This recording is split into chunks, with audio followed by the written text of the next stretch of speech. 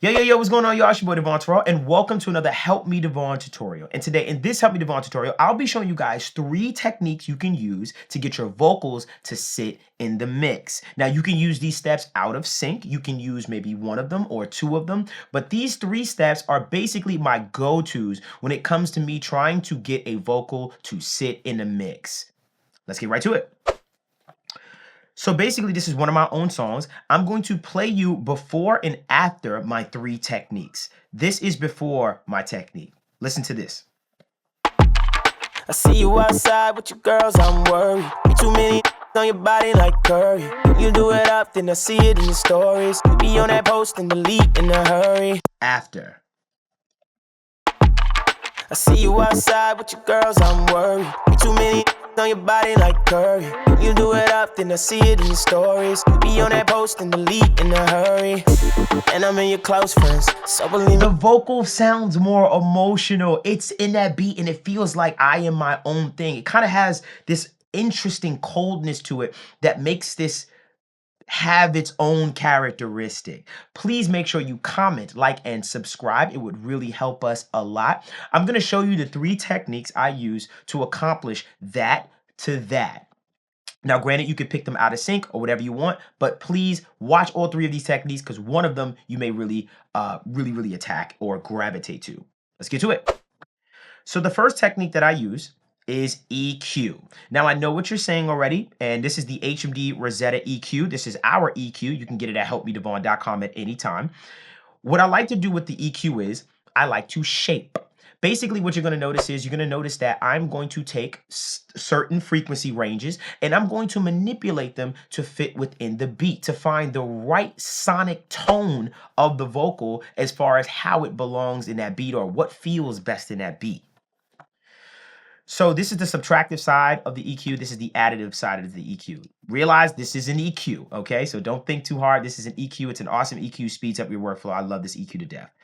So long story short, what you're going to see is I'm going to bypass this EQ back and forth so you can get an idea of what it did in the first place within the music. So without first. I see you outside with your girls, I'm worried. Too many on your body like curry. You do it often, I see it in your stories. You be on that post and delete in a hurry. And I'm in your close friends, so believe me when I say. So do you notice that when it's actually engaged, that the vocal felt brighter? It felt like it was just sitting back in the beat a lot more as opposed to what it was before. Now, this is all me doing EQ shaping, and I'm going to show you exactly what I attacked and what I did. Now, a good way for me to really show you what I did was, let me just re-emulate this. Let me actually do this actual mix again on the vocal EQ so I can explain it step by step as far as my philosophy and why I went about it this way. So what I'm going to do right quick is I'm going to copy all my settings. And what we're going to do is we're just going to zero it out. Now, the very first thing I'm going to reach for is this tuck knob and this harshness knob. Now, the tuck knob, I got to let you know, is attacking that 800 hertz range. So I'm going to pull back some of that 800 hertz because that frequency range is this really funny special frequency range to me that when you're trying to get something to sit back in a mix, this is a nice place to reach for, to pull on that ultimately kind of feels like things just kind of just sit back a little bit in the mix. We're also going to attack the harshness range, which is around that 3 kilohertz range. I'm going to touch some of that S's and T's at the 8,000 kilohertz range. And then in the muddy range, I'm going to take out some of that 200 hertz range. And then on this side, I'm going to add some bite, which is kind of like in that 4K range around there, as well as some other frequencies. So let me get to work. First, I'll attack the tuck knob, and then I'll go with everything else. Pay attention to this tuck knob because this is what's going to make you feel like that thing just pulls back in the mix. I see you outside with your girls, I'm worried. Too many on your body like curry. You do it often, I see it in your stories. You be on that post and delete in a hurry. And I'm in your close friends, so believe me when I say. I see you outside with your girls, I'm worried. Too many on your body like curry. You do it often, I see it in your stories. You be on that post and delete in a hurry. And I'm in your close friends, so believe me when I say. Okay, now I'm going to bypass this back and forth. I'm going to make sure I level match because I believe it's right here. I'm going to bypass this back and forth. Check this out. I see you outside with your girls, I'm worried. Too many on your body like curry. When you do it up, then I see it in your stories. You be on that post and delete in a hurry. You see how that EQ just cleaned up that mud that was kind of interfering with the bass stuff that was down there. You've heard a little bit of that when I turned up that bite knob. I got some more of those upper mids that kind of pushed that forward. And of course that tuck knob, which kind of brought it back in the mix a little bit to sit. I use the Rosetta EQ like this to basically get some vocal shaping, but you can use your EQ as well. And those are the frequency ranges I recommend, that 800 hertz, that 3 kilohertz, and those sibilant frequencies. Because when those frequencies are popping out within your vocal, you'll notice that it feels displaced from the music. So if you tame those things, that harshness and all of those ranges that you just see me kind of attack, you'll notice that you'll get a vocal that kind of feels better with the music because those frequencies aren't jarring and popping out at you so much, especially in that 800 hertz range, which I don't always recommend to pull out, but if you're looking for it and it feels like it's above the beat, you can reach right there and do that. Okay, step 2 is going to be reverb. And what I'm going to use reverb for, and by the way, I'm going to use 2 reverbs at the same time. Reverb is going to give me that sense of space that I'm looking from the vocal. I like to describe it more like making it sound more believable, right? Where it feels like it's actually in a surrounding space. I feel like the reverb is where you can get a lot of the emotion from, as well as compression and things of that nature. But I feel like that reverb, if you pick the right reverb sound for your vocal, you can really, really grab the attention, the emotion that you're actually seeking from in the song. Let me show you what I mean. So like I told you, I'm going to use 2 reverbs at the same time. My first reverb I'm going to use is a plate verb, which is a very short verb sometimes. In this regard, I'm using it at 0.93. And this plate verb is going to give me a few things. It's going to make my vocal sound a little bit more stereo. It's going to give it a texture. And it's going to make it a bit easier and more pleasing on the ear because I'm giving it a type of texture. Now, this is where you can decide if you want a dark plate verb or a brighter plate verb. That depends on the song. But let me just play it for you so you can get an idea of what it sounds like within the music, with and without, and then I'll break it down for you. Okay, so now let's go on over to the plate verb, which is right here. I have it labeled as short verb, and I'm going to bypass it back and forth while the mix is playing without first. I see you outside with your girls, I'm worried. Be too many on your body like curry. When you do it up, then I see it in your stories. You be on that post and delete in a hurry. And I'm in your close friends, so believe me when I say. Now, what I'm going to do is let me solo it by itself so you can hear what it is exactly doing. This is without first. I see you outside with your girls, I'm worried. Way too many on your body like curry. You do it up, then I see it in your stories. You be on that post and delete in a hurry. So you hear it has like this echoey kind of sound, a plate that is actually emitting the sound through, and it has this texture. It makes it feel more stereo. It actually makes the vocal feel like it's in some type of chamber in this space, and it's making it more believable within the music for me. That is just one reverb that we use to give us that sense of making it believable. So that's really what step 2 is about. Is I want the vocal to sound a little bit more believable within the actual music. That was one verb, a plate verb. It can be a dark plate or a brighter plate. What I suggest is look in your actual reverb plugin, choose a plate verb. As long as it's under that 1 second range, probably like 0.7 is a nice spot for a plate verb that I found that I like a lot. Make it really, really short, and that'll give you this type of effect depending on the reverb that you're using. Okay.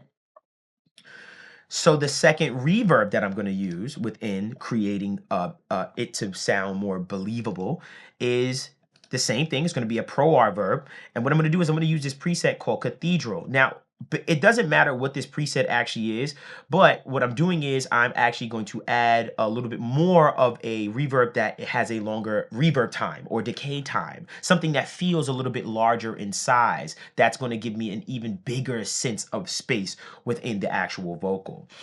One other thing you're going to notice is that you're going to see right after my reverb plugin that I add another EQ, and this EQ is rolling off some lows and some highs. I have my lows rolling off to about 267 and my highs rolling off almost to about the 3500 hertz range. Why did I do this? Reason is because I don't want that reverb to take up everything in my mix from a frequency spectrum standpoint. I really just want it to be nice and focused and really just affecting the parts of my vocal that I want it to, not adding reverb to the low stuff and not really hurting my high end of my vocal with adding that stuff there as well. Two tastes, guys, by the way, two tastes. That's just what I did for this particular thing. Okay, so now, as you can see from this reverb again, I have it at about a 3.29 reverb time, or space time as ProR has it called. Decay time. There's a lot of different names for it for the most part. And let's bypass this back and forth within the music and get an idea of what it sounds like. Matter of fact, this is what we'll do. We'll bring it all the way down, and I want you to hear it as I rise it in the music. So let's check this out until it feels good. I see you outside with your girls, I'm worried. Be too many on your body like curry. You do it up, then I see it in your stories. You be on that post and delete in a hurry.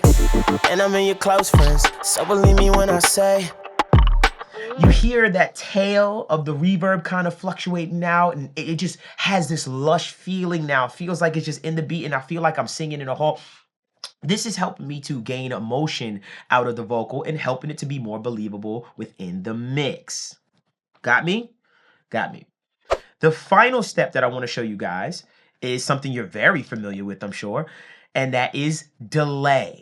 And we're going to use delay in a way that maybe is a little unorthodox or very subtle, I should say, where I'm going to add a slight quarter note delay underneath my vocal. Now, I hear this a lot with Drake vocals. It's so subtle. Sometimes I'll hear a little bit of a delay that kind of extends those dead spots. And this is what I'm using this particular delay for, as you're going to see.